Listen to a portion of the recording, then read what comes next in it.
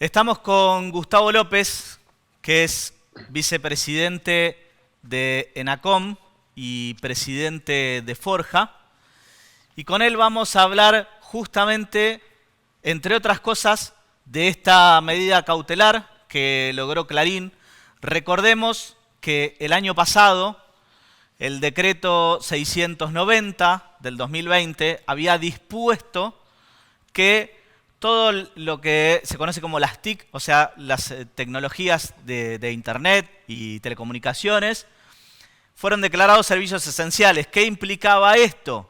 Que no podían aumentar, ¿sí?, entre otras cosas, no podían aumentar sus precios sin, digamos, tener la conformidad del Estado.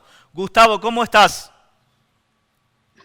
¿Qué tal? Buenas tardes, un gusto saludarte. Bien, muchas gracias por atendernos. Sé que, bueno, con el tema del aumento de casos no pudimos tenerte en el piso, pero bueno, de todos modos te agradezco por atendernos por esta vía. Contame, primero que nada, cómo está justamente el tema de la cautelar de Clarín. Ustedes Bueno, recurrieron ante la Corte Suprema. exacto. Bueno, vos señalabas bien el tema. Digo, las telecomunicaciones, esto es Internet, la televisión, la telefonía celular, la telefonía fija, se volvieron servicios esenciales, servicios elementales para la vida cotidiana de todos nosotros. Y la pandemia esto lo puso negro sobre blanco de manera muy cruda, porque todo el año pasado la presencialidad escolar no estuvo, hubo que estudiar de manera virtual, hubo que trabajar de manera virtual hubo que cobrar la ayuda del Estado para los que menos tenían a través del IFE, de manera virtual se tuvo que cobrar los ATP, de manera virtual te mandaban una receta médica o de manera virtual hoy te dan el turno para vacunarte. Es decir, que estas tecnologías vinieron para quedarse y lo que no podía hacer el gobierno es, si le decía a los chicos que tenían que estudiar en su casa y le decía a la gente que tenía que trabajar desde su casa, que el precio de conexión fuera una decisión exclusiva de la empresa. Por eso, como vos señalabas, dejó de serlo y lo pusimos en práctica a partir del 1 de enero, en donde las empresas proponen, pero es el ENACOM, el órgano del Estado que regula, el Ente Nacional de Comunicaciones, quien le dice exactamente el precio que puede cobrar. En enero esto ocurrió y uno de los grupos, el grupo Clarín, el grupo más importante de telecomunicaciones, decidió no acatar. Cobró un 20% de aumento contra un 15% en 3 etapas que había autorizado el gobierno.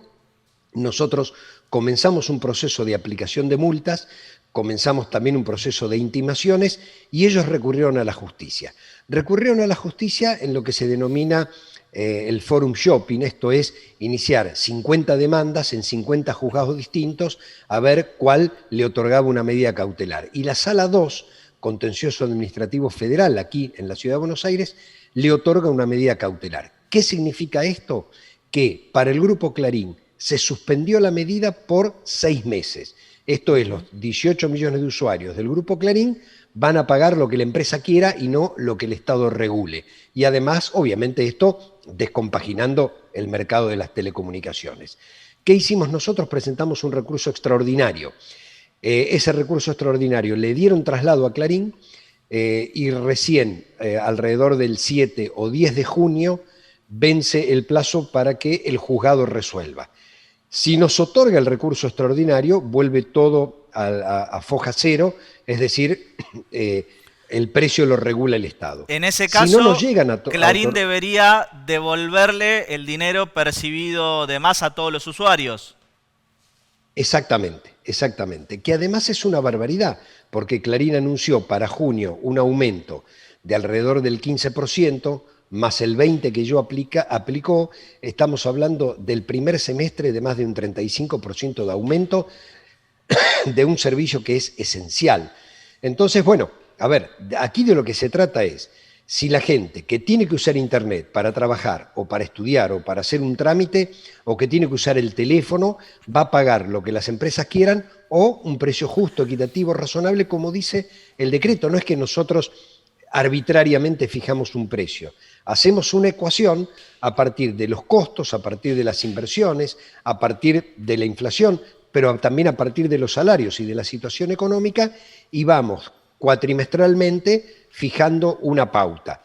Así que bueno, creemos nosotros que esto es una pelea más que justa, que no podemos dejar todos estos servicios, exclusivamente el precio, en manos de las empresas, que además no solo no han perdido plata, sino que en el balance del primer trimestre de 2021 duplicaron la ganancia en dólares respecto del balance del primer trimestre del 2020. Es decir, no estamos hablando de pérdidas, estamos hablando de ganancias mayores. En otros países, ¿sí? Lamentablemente uno siempre mira el primer mundo, ve qué cosas funcionan de otra manera, mejor, ¿sí? que en el nuestro. Y lo que vemos es que en muchos casos existen tarifas planas, así como tenemos, por ejemplo, para la conexión de internet en casa, existen tarifas planas de la telefonía celular. Y eso Exacto. En nuestro país no se ve y la verdad es que sería, digamos, muy beneficioso para toda la población poder acceder a tarifas planas que no nos impliquen que, bueno, que quedamos desconectados porque nos consumimos los datos. Hoy en día la realidad es que se consume mucho más el dato que el minuto de telefonía, ¿sí? Entonces, lo que sucede hoy es que, claro, con la telefonía no te cortan con los datos.